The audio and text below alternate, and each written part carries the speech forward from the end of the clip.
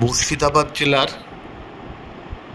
Beldanga station Lalgola Sealdah সেকশনের একটি গুরুত্বপূর্ণ স্টেশন। এই স্টেশন চত্বরে যে অবৈধ নির্মাণগুলি ছিল রেলের জমিতে, সেই অবৈধ নির্মাণগুলি ভেঙে আজ তার দখল নিল ভারতীয় রেল। আপনারা এখন দেখছেন সেই দখলমুক্ত করার ছবি। ভারতীয় রেলের উন্নয়নের প্রয়োজনে এই জমিগুলি প্রয়োজন, তাই আজ বেলডাঙ্গার স্টেশন সংলগ্ন এলাকার রেলের জমি জবরদখল মুক্ত করল ভারতীয় রেল। আপনারা এখন দেখছেন সেই ছবি। লালগোলা শিয়ালদা সেকশনের বেলডাঙ্গা স্টেশন সংলগ্ন ভারতীয় রেলের জমিতে জবরদখল উচ্ছেদ করছে ভারতীয় রেল। রেলের উন্নয়নের স্বার্থে এই জমিগুলি প্রয়োজন, তাই এই উচ্ছেদ। আপনারা এখন দেখছেন সেই উচ্ছেদ অভিযানের ছবি। मीडिया वाले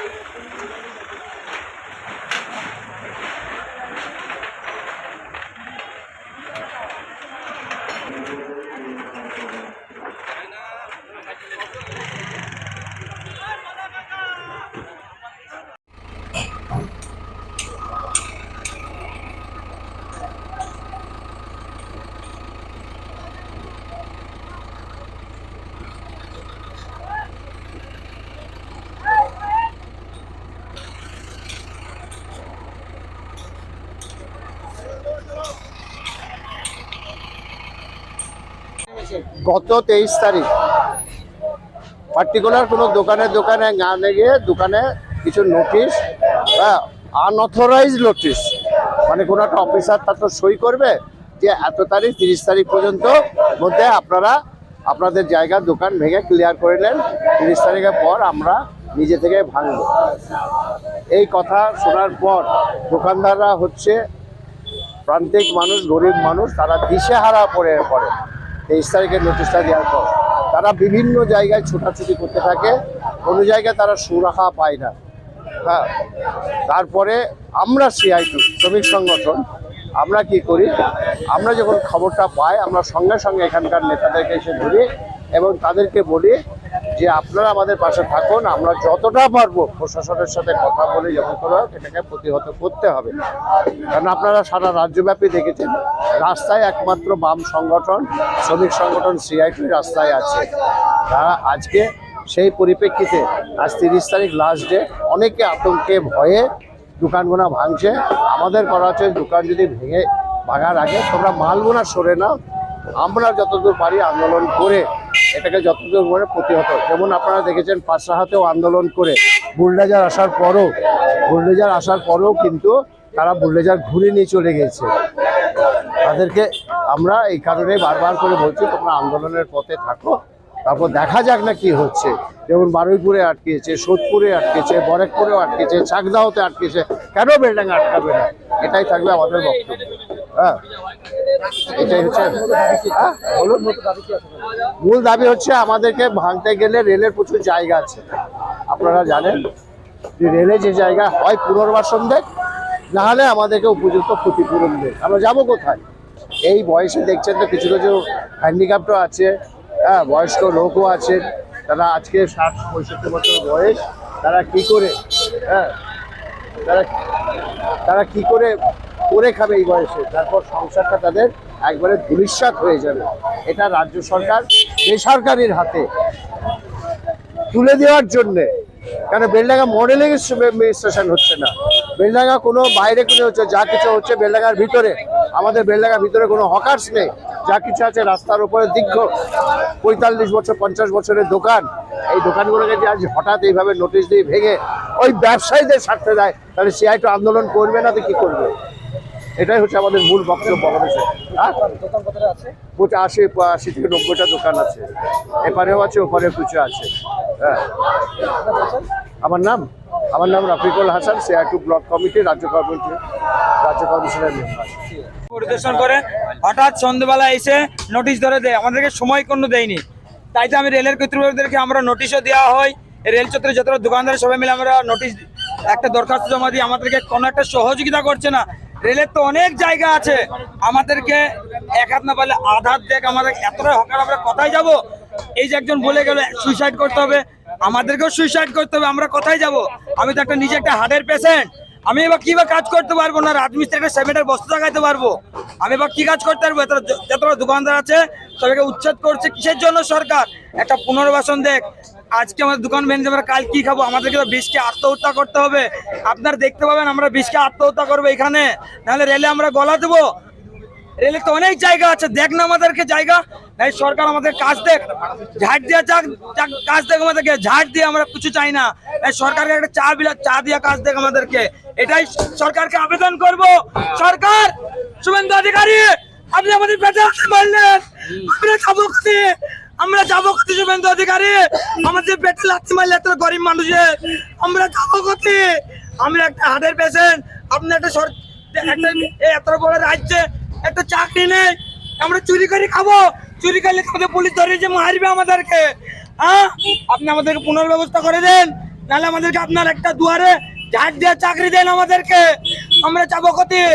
নাহলে আপনার বাড়িতে একটা বাসন মাজা কাজ দেন, এটাই শেষ। আপনি অনুরোধ করছি হাত ধরে, শুভেন্দু অধিকারী আপনার হাত পা ধরছে। আমার নাম তাহাবুল শেখ, দীর্ঘদিন ধরে আমার যখন 5 বছর বয়স তখন থেকে চুরির ব্যবসা করি আমি। হাবি যাবো সরকার আবেদন করছে, আমাদের সরকার কোন সরকার আমাদের চাই, আশেপাশে ভালো জায়গা আছে, জায়গা দেওয়া হোক। আপনি ব্যবসা করতেন এখানে? আমি ব্যবসা করতে কতদিন থেকে ব্যবসা করতেন? 15 বছর, বাবা করছে 30 বছর। হ্যাঁ, বাবা 30 বছর করছে, আমি 15 বছর করেছি। আপনি 55 বছর, বাবা 30 বছর করেছে। দীর্ঘদিন ধরে ব্যবসা করছি আমরা। দীর্ঘদিন ধরে কিসের ব্যবসা ছিল? কাঁচের চুরি ব্যবসা। হ্যাঁ, কাঁচের চুরি ব্যবসা। কিসের ব্যবসা? এখন কি করবেন? কি এখন কি আপনি সুইসাইড করে করবেন না? আমাদের সুইসাইড করতে হবে, সুইসাইড করার কোনো অবস্থা নাই। আমাদেরকে বিষ খেতে হবে, না রেলে গলা দিতে হবে আমাদেরকে। আমরা চাইছি সরকারের কাছে আবেদন করছি, আমাদের একটা পুনর্বাসন ব্যবস্থা করে হোক। আমার চাই না রেলে ক্ষতি হোক, আমাদেরকে সাহায্য করতে হোক, আমরা এটা চাইছি। হ্যাঁ, কোনো কারো অসুবিধা আমরা করি না, লোক আমরা উপকার করি, লোক পড়ে যায় তাকে টাকা পয়সা দিয়ে সাহায্য করি। আমরা পকেট মারা প্রতিটা মেয়ে ছিল পকেট মারা টাকা দিয়ে সাহায্য করি। হ্যাঁ, হাসপাতালে নিয়ে যাই, আমাদের কোনো হকার ভাইরা দশটার মধ্যে বলে আমি থাকি। হ্যাঁ, আমি কি নাম আপনার? আমার স্বপন দে। হ্যাঁ, স্বপন দে। হ্যাঁ, স্বপন দে। ওই তো কাজের জন্য ব্যবসা করি। আমার কলোনি। এখন কি করবেন ভাবছেন? এখন কি করবো? আমাদের সুচার চালা করে রাস্তা নেই আমাদের। আমাদের এখন সুচার চালা কোনো রাস্তা নাই। আর জায়গা কোম্পানি আমাদের জায়গা দিই, মেলা জায়গা আছে, জায়গা আমরা ভাড়া দেবো।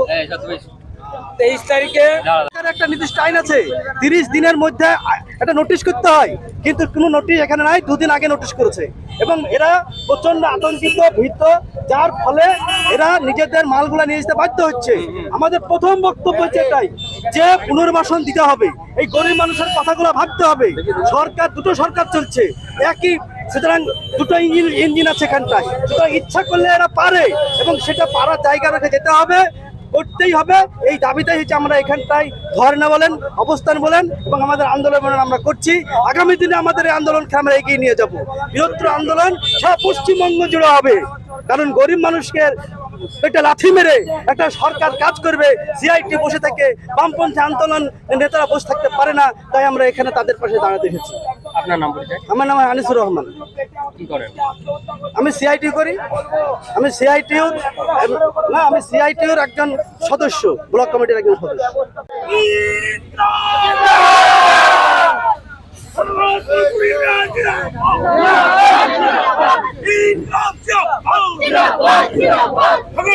ক্ষতিপূরণ দিতে হবে, পুনর্বাসন দিতে হবে, পুনর্বাসন দিতে হবে।